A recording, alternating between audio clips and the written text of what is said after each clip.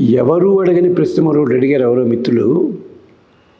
అన్న చెల్లెలు, అక్క తమ్ముడు వీళ్ళ మధ్య బంధుత్వం గట్టిపడాలి అన్నట్టయితే, లేదా అన్నాదమ్ముల మధ్య కానీ అక్క చెల్లెల మధ్య కానీ దానికి మంత్రం ఏమన్నా ఉందా అని అడుగుతారు. ఉన్నాయండి. కుటుంబ క్షేమానికి సంబంధించి అద్భుతమైన మంత్రాలు మనకి కథలు ఉన్నాయి, మంత్రాలు ఉన్నాయి. నారద కూడా ఇలాంటి వాటిలో మీకందరికీ తెలుసున్న ఒక శ్లోకం ఉంది. ఆ శ్లోకాన్ని అందరూ తప్పుగా చెప్పుకుంటుంటారు. ఆ శ్లోకం చదివితే ఖచ్చితంగా మీరు 3 నెలలు చదవండి. రోజు కూడా కృష్ణస్వామికి, బాలకృష్ణునికి కానీ రాధాకృష్ణ విగ్రహానికి కానీ వెన్న నివేదన చెయ్యండి. ఆ వెన్న ప్రసాదంగా తీసుకోండి. వాళ్ళు అక్క తమ్ముడు దగ్గర ఉంటే వాళ్ళ ప్రసాదం పంచిపెట్టండి. లేకపోతే నెలకోసారి వచ్చినప్పుడు ఎప్పుడైనా కొంచెం ప్రసాదాన్ని ఇవ్వండి వాళ్ళకి. నీలాచల నివాసాయ నిత్యాయ పరమాత్మనే సుభద్ర ప్రాణనాథాయ జగన్నాథాయ మంగళం. ఇదేమిటని మంగళాశాస్త్రం కదండి, ఇలా చెప్తారేమిటి? నీలాచల నివాసాయ నిత్యాయ పరమాత్మనే సుభద్ర ప్రాణనాథాయ జగన్నాథాయ మంగళం. పూరి జగన్నాథ స్వామి అంటారు ఇది. మిగిలిన శ్లోకం అంతా అందరూ అర్థం చెప్పేస్తారు.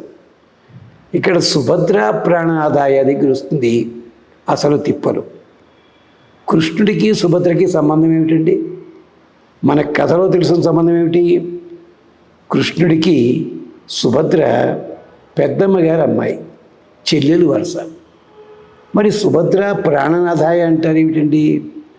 దానికి మన వాళ్ళు కొత్త కథలు కల్పించారు. ఎక్కడుందో వాళ్ళకే తెలియదు.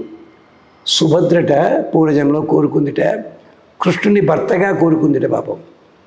అందుకని అన్యాయం రా నాయన, ఆ కథ మీకు తెలియదు.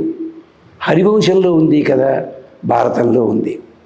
చిత్రనే గంధర్వక అంత ముందుగా పుట్టి కృష్ణుడి కంటే ముందు మధురానగరంలో 25 రోజులు కాకుండా పైకి వెళ్ళిపోయింది. బ్రహ్మదేవుడు చెడామడా తిట్టాడు, కృష్ణుడిగా భగవంతుడు రాబోదు నువ్వు ఎందుకు వచ్చావని చెప్పి.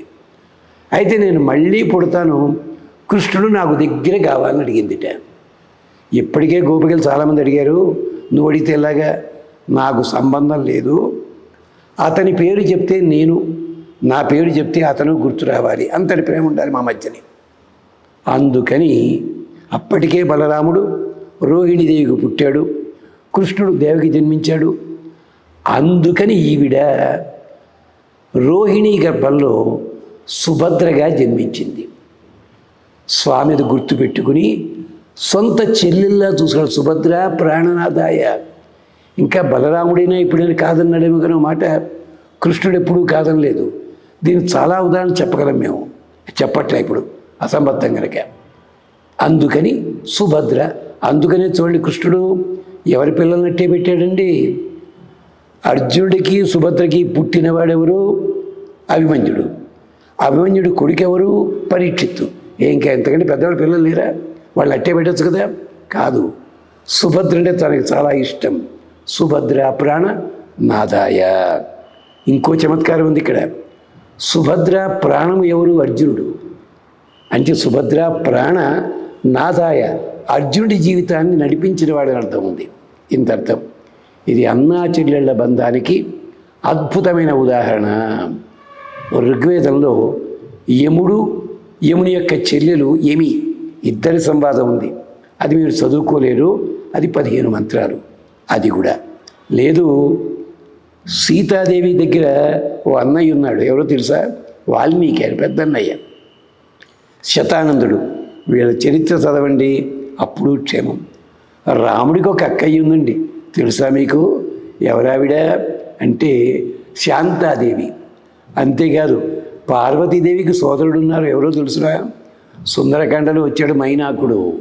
ఇన్ని ఘట్టాలున్నాయి. వీటిల్లో ఏ ఒక్క ఘట్టం చదువుకున్నా కూడా అన్నా తమ్ముళ్ళు, అన్నా చెల్లెళ్ళు, అక్కా చెల్లెళ్ళు అందరి మధ్య సంబంధాలు గట్టిపడతాయి. మరొక్కసారి నీలాచల నివాసాయ నిత్యాయ పరమాత్మనే సుభద్ర ప్రాణనాథాయ జగన్నాథాయ మంగళం. అస్మద్గురుభ్యో నమః.